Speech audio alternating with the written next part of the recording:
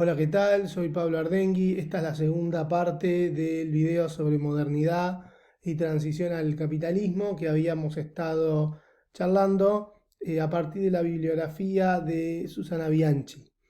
Nosotros en el video anterior nos habíamos quedado un poco en estas modificaciones que hay en el sistema de propiedad, la tenencia de la tierra, en la cual hay tres modelos o tres estilos distintos de organización de la fuerza del trabajo según cómo se va a desarrollar el sistema feudal en un lugar y en otro. En el caso inglés, que es un extremo, tenemos campesinos ricos, propietarios, que a partir de los cercamientos logran hacerse con tierras con relativa extensión y las van a trabajar con campesinos libres, pobres, que van a necesitar sí o sí trabajar para estos campesinos, van a trabajar por dinero, o sea que hay una relación de salario de manera muy temprana, o arrendatarios en algunos casos, inquilinos.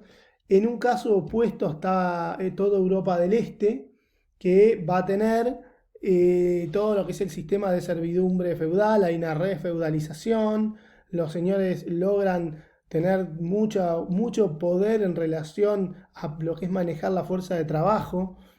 Y el caso de Francia, que ahí los campesinos logran mantener a sus propiedades con cierta autonomía. Por supuesto, el feudalismo se va a fortalecer también en Francia, pero se mantiene la propiedad comunal. O sea, la lógica que se veía en esta filmina que habíamos charlado en la presentación anterior, donde se pueden ver el sistema de open field o de campos abiertos, en donde los campesinos disponían de un río, de pastos o bosques para darle de comer a sus animales y desarrollarse, ¿no? Bien, acá tienen una imagen que grafica la refeudalización que hay en Europa del Este. Europa del Este también es un sitio que se va a vincular con el mercado internacional, sobre todo lo que es la venta de productos al norte digamos, de lo que es el Báltico.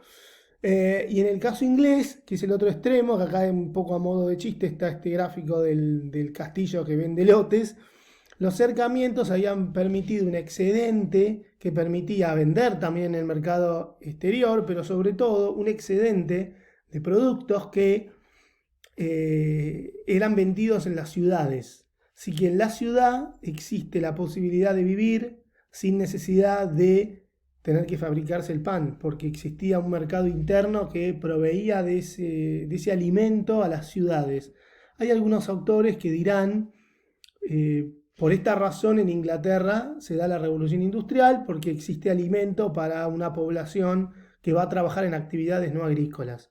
Poco en esto nos habíamos quedado en el encuentro anterior. Quería agregar algunas cositas ahora. Algunas transformaciones que se dan a partir del siglo XVII, de este siglo, perdón, XVI, de este siglo de expansión, que es lo que es la producción de manufacturas.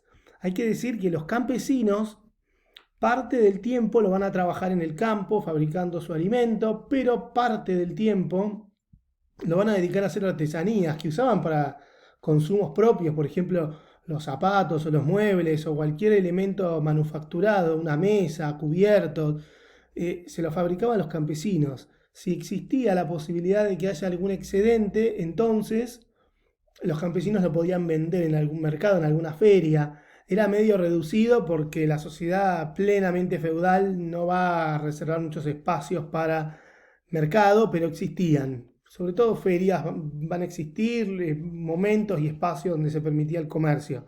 Pues bien, a partir de los cercamientos y a partir de que los campesinos pierden tierras y a partir de que se da la dificultad para poder vivir solamente de ser campesino, ni hablar los que habían perdido la totalidad de sus propiedades, se va a desarrollar la industria rural, porque se desarrolla en el campo, producción de bienes manufacturados a domicilio. ¿Sí? ¿Cómo va a figurar acá en este dibujito que les comparto a ustedes? Donde en una casa particular, por ejemplo, se van a empezar a producir telas de algodón, perdón, mala mía, de lana, telas hechas en lana. El algodón es típico de la revolución industrial.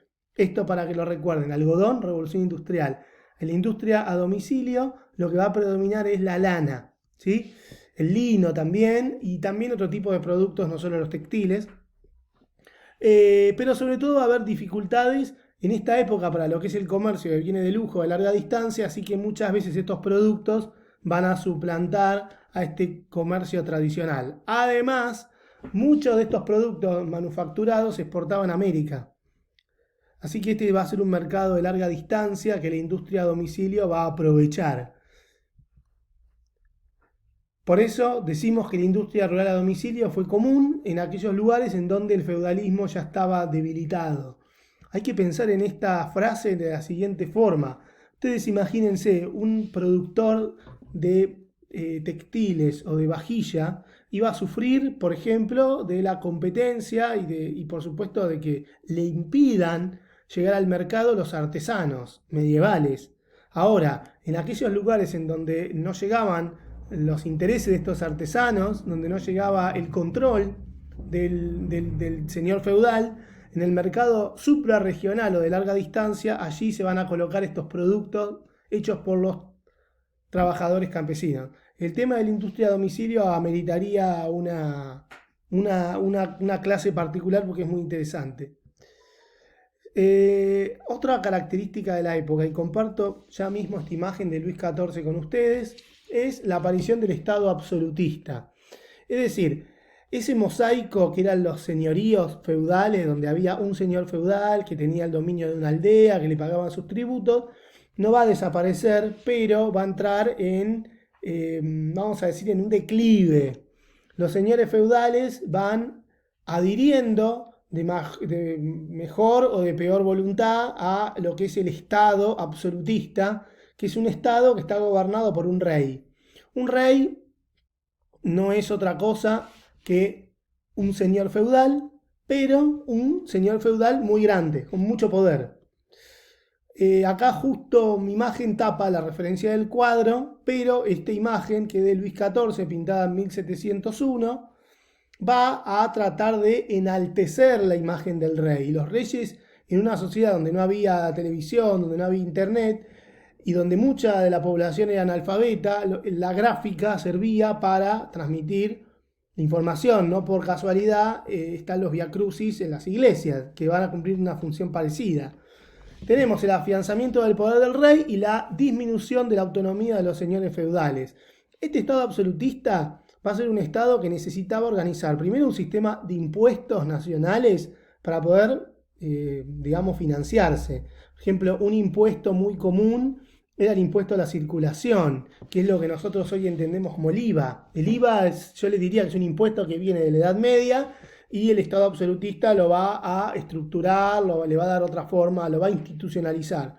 Luego el Estado absolutista va a requerir de todo un sistema de burocracia, una burocracia de administradores que van a acompañar al rey, lo que van a hacer los ministros, que también había que mantener. Y por último, el Estado absolutista, cuando se conforma justamente como Estado-nación, va a tener conflicto de límites con una gran cantidad de territorios. En ese caso, a veces se requería la guerra, que la guerra también era costosa, y para evitar la guerra se usaba la diplomacia, que en realidad tiene los mismos objetivos que la guerra. Guerra y diplomacia tienen objetivos similares, lo que pasa es que los medios son distintos. La guerra es por la fuerza y la diplomacia, digamos que lo hace por las buenas, para decirlo de alguna forma.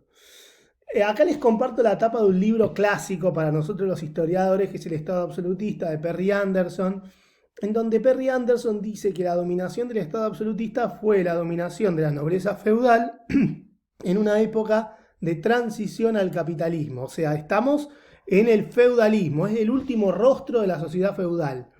Una de las preguntas que va a acompañar esta clase es si realmente el Estado absolutista fue porque los señores feudales, en un contexto de motines de subsistencia, en un contexto de conflictividad, por ejemplo, para recaudar impuestos, le dan el poder al rey.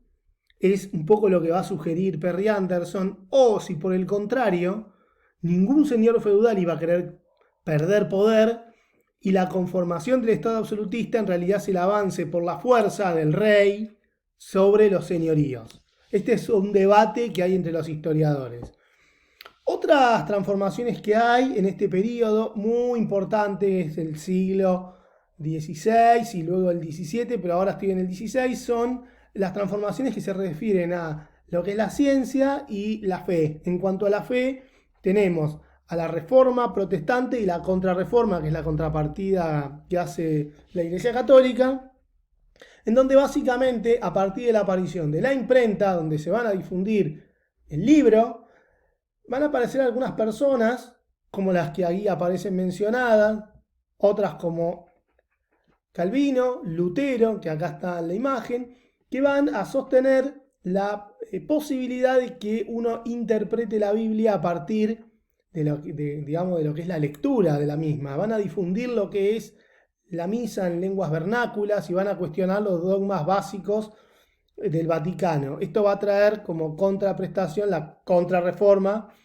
y se va a dividir a partir de este momento el mapa de Europa entre lo que son los protestantes y los católicos, ¿no?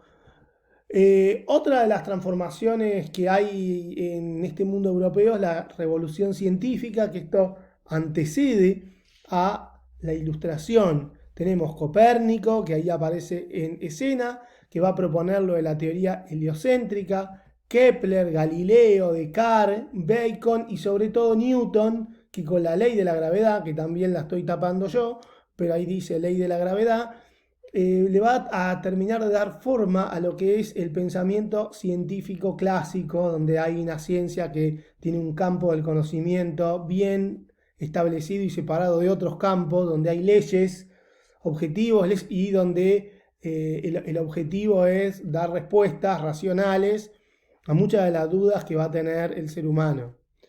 También tenemos el movimiento de la Ilustración, si bien este movimiento va a tener mayor fuerza en el siglo XVIII, sí tenemos antecedentes en el siglo XVII, o es producto de, y tenemos a varios autores, Locke, que es inglés y que va a discutir la idea del Estado absolutista y va a plantear la posibilidad de una monarquía parlamentaria, desarrolla algo de la división de poderes, idea que Montesquieu va a perfeccionar.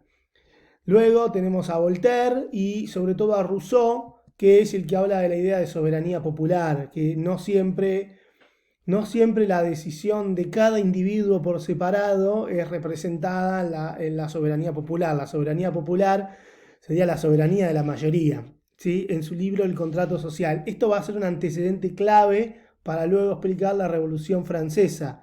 Así como la distribución de la propiedad de la tierra en Inglaterra es clave para entender, y también la revolución agrícola, ¿no? La revolución industrial, lo que es la revolución científica y sobre todo la Ilustración son claves para entender lo que va a ser la Revolución Francesa. Bueno, el siglo XVI había sido un siglo de crecimiento, el siglo XVII es un siglo como lo dice ahí el título, es un siglo crítico, un siglo de crisis. En realidad no se debía a una crisis de escasez.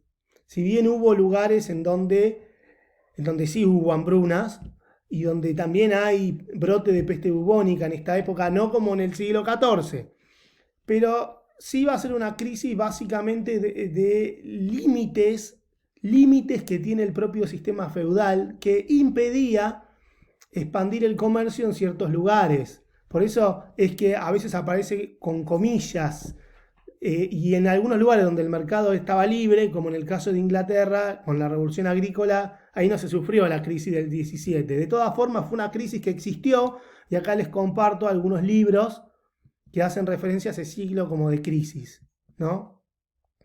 Y la pregunta de Bianchi de por qué se utilizan las comillas para hablar de crisis en el siglo XVIII.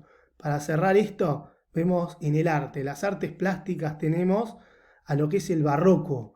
Ahí tenemos a Velázquez, fíjense cómo juega con los negros, con los colores oscuros, ¿sí? Ese es un cuadro muy famoso que es Las Meninas, y también lo podemos ver a partir, yo estoy tapando la pregunta, ¿dónde quedó el oro de América? En realidad es parte del oro, esto en una sacristía. Esto también, esta imagen es bien barroca, ese rebusque, esa sobrecarga que hay, tiene que ver con esto, el color oscuro, como se ve en el cuadro de Velázquez, jugar con la idea de la muerte también y del paso del tiempo es una característica del barroco.